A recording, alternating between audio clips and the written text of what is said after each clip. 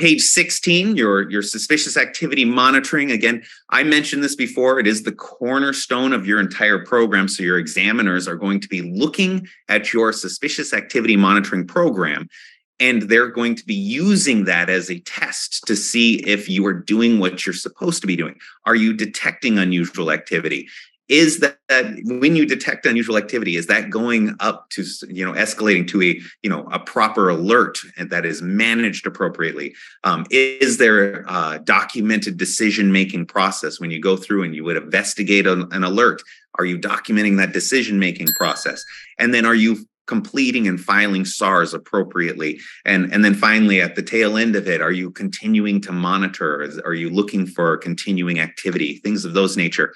But you also notice I have the cornerstone on the slide, but I also have suspicious/unusual activity.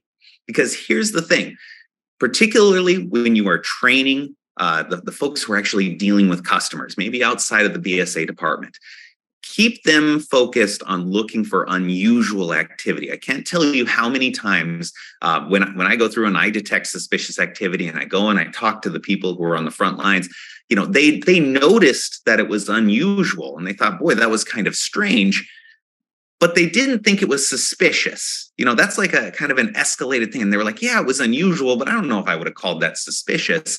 Keep in mind, they are generating the alerts. So focus on them detecting unusual activity and then let your BSA department or let your management team decide whether or not it's actually suspicious or something you should file a SAR on.